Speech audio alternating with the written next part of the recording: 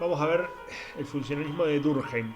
Emilio Durkheim nació en Francia, en una familia sumamente religiosa, hijo de un rabino, eran judíos, pero él nada que ver, él optó por la ciencia y se dedicó a la sociología. ¿Sí? Es uno de los primeros sociólogos, ¿sí? Importantes porque el primero que va a ser sociólogo de formación, cuando los otros eran más que nada filósofos que fueron los fundadores de sociología, ¿no? Los anteriores a él, pero él va a ser el que le va a dar un método más científico a la investigación social. Eh, Durkheim va también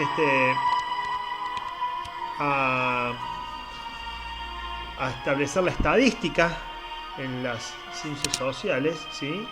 Y eso lo vamos a ver sobre todo en el sentido matemático que le da el funcionalismo.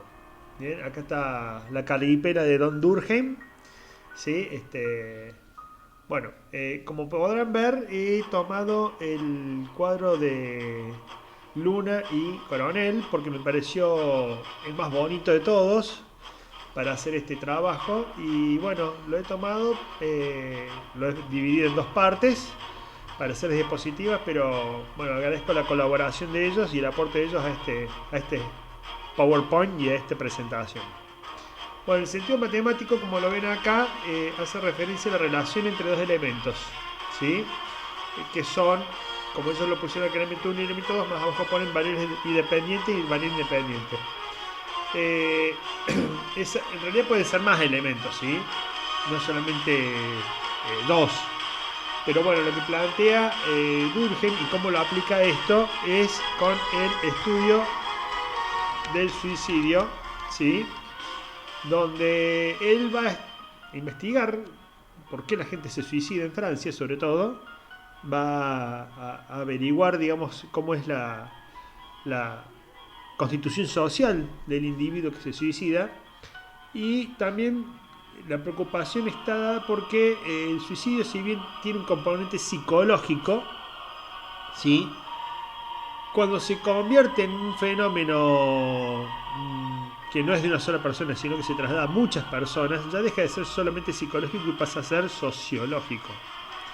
Entonces no es una cuestión meramente de lo que le pasa a una sola persona, sino que es un tema más bien social. Y fíjense que cuando alguien se suicida, los medios de comunicación evitan pasar las imágenes o dar detalles sobre eso, como por ejemplo fue lo que pasó hace poco con la chica que se suicidó en Patio Olmos, y no lo hacen debido a que se teme como una especie de efecto contagio, o sea, de que el ver que alguien lo hace alienten a los que estaban temiendo hacerlo a justamente hacerlo. Pero bueno, vamos a trabajar lo que dice Durkheim. Él habla de que el suicidio varía en razón inversa al grado de integración de un individuo o de los grupos sociales en los que forma parte del individuo. O sea, para decirlo más clarito, cuanto más integrado está un individuo en la sociedad, menos posibilidades hay de que se suicide. Y cuanto menos está integrado un individuo en la sociedad, más posibilidades hay de que justamente se suicide. No es una cuestión lineal, o sea, no es que si una persona con esas condiciones se va a suicidar, sino que es una cuestión de probabilidad. Las probabilidades son mayores en una persona que vive sola, que no es que es soltera, que no tiene hijos, ¿sí? Que tiene un trabajo monótono, rutinario. Bueno, en esas personas es más probable el suicidio por las estadísticas que en una persona que está casada con hijos, que tiene que tiene una religión que por lo general es la católica, ¿sí? Que condena el suicidio. Pero eso no es matemático, o sea, si bien la función es matemática, no, lo que estamos hablando acá en la parte matemática sería la probabilidad.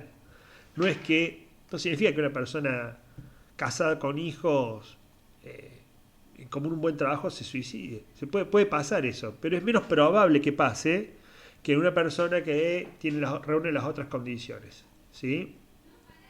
Entonces, eh, hay una variable dependiente que es el suicidio y variables independientes que son si está casado, si es soltero, si la religión, el trabajo, ¿sí?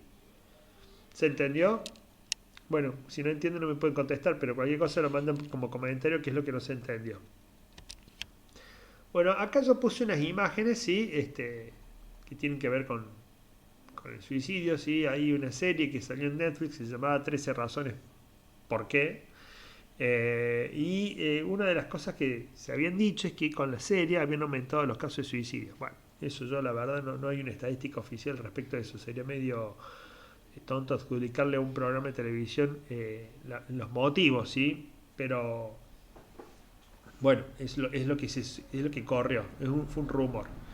La imagen del medio yo la puse porque estaba justamente pensando en una persona que se la ve sola, ¿sí? Realmente no sé qué le pasa a esa persona, pero la imagen lo que está tratando de reflejar es un individuo en estado de soledad, con una mirada cabizbaja, preocupada.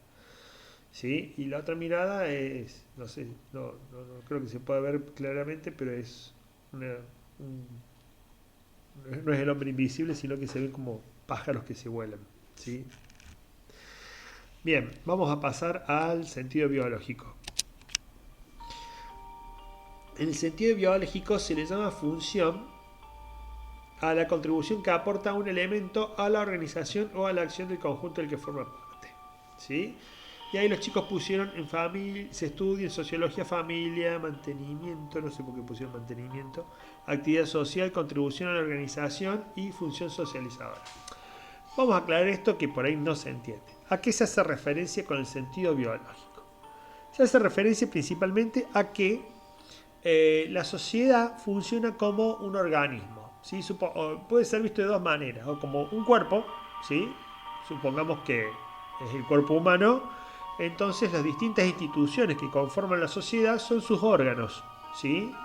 Eh, Cuando los primeros economistas empezaron a observar cómo funcionaba la sociedad, utilizaron, eh, sobre todo los fisiócratas, eh, muchos de ellos eran médicos y utilizaron el aparato circulatorio como la economía era circular, ¿sí? O sea, los bienes circulaban en una economía, entonces lo ven como un aparato circulatorio. Bueno, ese es más o menos el sentido que se le ha dado al funcionalismo, o sea, eh, supongamos que, no sé, la religión es el hígado, bueno, lo que plantean es que podemos vivir sin hígado, bueno, para algunos es el hígado, para otros será el apéndice.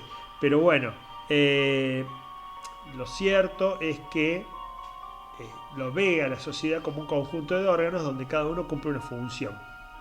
O también puede ser vista, en otra forma, como un sistema biológico, como un bioma, donde tenés distintos componentes, las hormigas, las plantas, los árboles, los animales herbívoros, los animales carnívoros, etcétera. Bueno, también ese sentido se le da a la función en sentido biológico. Y lo que le faltó acá a los chicos, y que se los agrego yo, es cómo fue utilizado el sentido biológico, cómo lo aplicó Durkheim en el sentido biológico. Muchos se han equivocado en esa parte o no lo han puesto en sus esquemas, ni tampoco en sus respuestas, y él lo aplica principalmente a la división del trabajo. ¿Sí? La división del trabajo, donde se plantea que cada sector, componente o grupo o clase social cumple una función, ¿sí? Y que entre todos hacen que se haya un funcionamiento armónico, ¿sí? Por ejemplo, le puse esas imágenes, ¿sí? Donde se ve un científico, ¿sí? Que es el que investiga y crea, luego después se va a utilizar sus investigaciones para cuestiones tecnológicas, como la tecnología es ciencia aplicada, ¿sí? Se necesita primero una investigación científica para después tener desarrollo tecnológico. Se ve ingeniero, se ve una fábrica, se ve un obrero, ¿sí? Como si fuera pasando por distintos momentos. ¿Sí? Acá está el científico, acá está el ingeniero, acá está el supervisor con el obrero y acá está el obrero. Eso sería una división del trabajo, ¿sí? También la división del trabajo no solamente pasa por una empresa, sino que también pasa por la sociedad, es social, ¿sí? Entonces tenemos gente que trabaja, gente que tiene capital, gente que administra, ¿sí?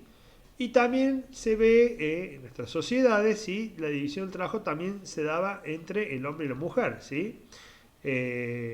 Estableciendo funciones que son, no digo que sean eh, biológicas, ¿sí? Sino que así lo veía Durkheim, sino que planteaba, bueno, que la función de, en esa época se veía como que la función de la mujer era criar los hijos, ¿sí? Y quedarse haciendo las tareas domésticas, por ejemplo, y la del hombre era salir a buscar trabajo. Hoy por hoy sabemos que eso no es así, que es una construcción cultural y también social, ¿sí? Por eso estamos en sociología, son construcciones sociales, ¿sí? Que se basan en el poder.